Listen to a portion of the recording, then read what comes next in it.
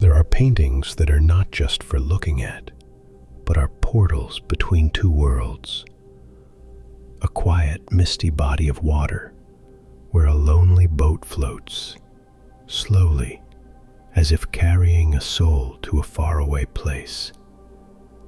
The boatman does not say a word, just silently rowing, while the passenger on the boat, covered in a white cloth, stands motionless, as if preparing for the last journey of his life. In the distance, an island appears. The cold gray cliffs stand tall like walls. In the darkness, rows of cypress trees, symbols of death, rise up like hundreds of restless souls. No wind, no waves, only a silence so heavy that you can hear your own heartbeat. It is said that if you look at this painting for too long, you will feel a presence, a call from the other side of life. Some believe that this is the final destination of all souls. And that painting is the Isle of the Dead, Arnold Boeklin's haunting masterpiece. On the mirror-like surface of the lake, a lonely boat was drifting towards an island shrouded in mist. The boatman, dressed in a dark coat, silently stroked the oars on the water, creating ripples like the last breath of life. On the boat, a white figure stood motionless, a human form, but cold and lifeless. Beside it, a simple but heavy coffin was placed parallel as an affirmation. This was a journey with no return. Arnold Boeklin painted the scene in 1880 while living in Italy, where ancient cemeteries and the blue Mediterranean Sea haunted his mind. The inspiration for the painting is said to have come from personal loss. His wife had died not long before, leaving him with an inconsolable emptiness. The Isle of the Dead is a reflection of that grief. The painting is not violent, not bloody or horrifying, but it overwhelms the viewer with its deathly silence. The atmosphere is so still that time seems to stop. The island in the distance, with its steep gray cliffs and rows of black cypress trees, becomes a symbol of eternity, where the soul will rest in peace or be imprisoned forever. People say, if you listen carefully, you will hear the sound of oars hitting the water, like the faint heartbeat of a soul leaving this world.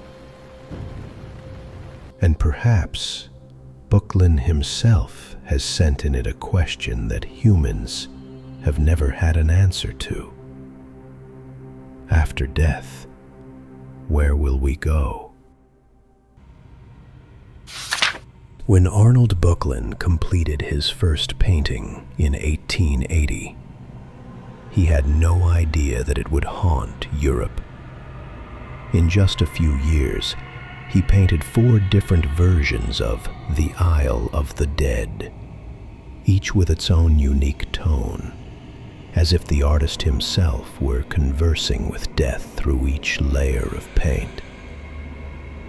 One was bathed in a fiery sunset, another in cold moonlight, and another in near absolute darkness, like the entrance to the underworld.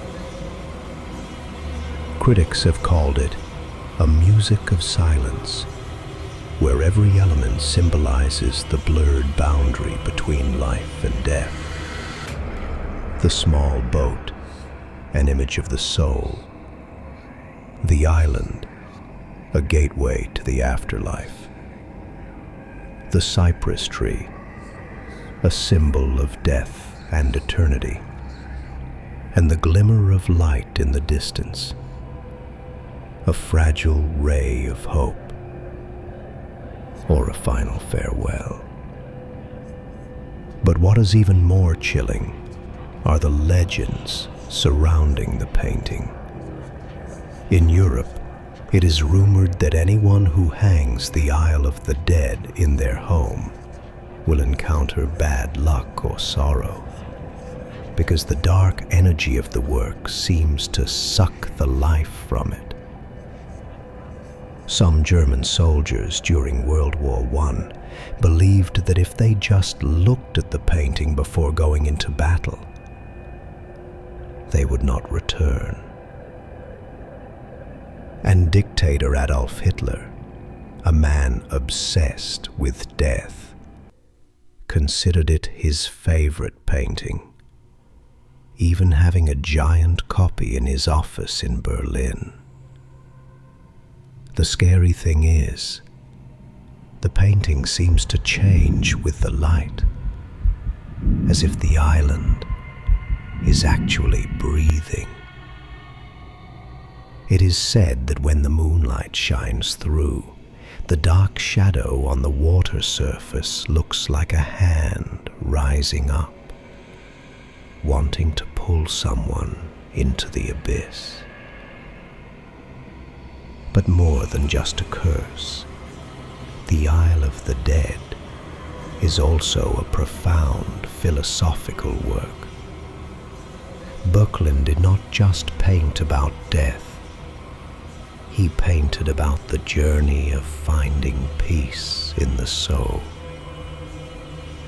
The island can be a burial place, but it can also be a symbol of liberation from earthly pain.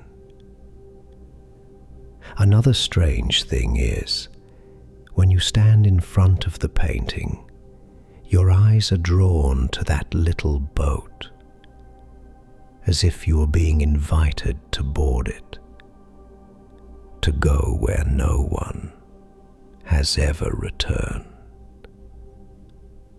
Perhaps that is why, after more than a century, the Isle of the Dead still makes people shiver. Not because it is scary, but because it is so real, so quiet, like death itself. Although Arnold Böcklin died in 1901, the Isle of the Dead lives on, a wandering spirit between the worlds of art and legend. The painting has not only become one of the most copied works of the 19th century, but has also inspired artists, writers, musicians, and filmmakers for over 100 years. Russian composer Sergei Rachmaninoff, after seeing the painting in Paris, composed his famous symphony, Isle of the Dead, 1909, a dark, quiet piece that mimics the slow rhythm of rowing on a boat of souls. In the world of cinema, the image of a lonely island in the middle of a calm sea has appeared in dozens of films, from Pandora's Box, 1929, to the haunting scenes in Inception, 2010, where the boundary between reality and the dead is blurred.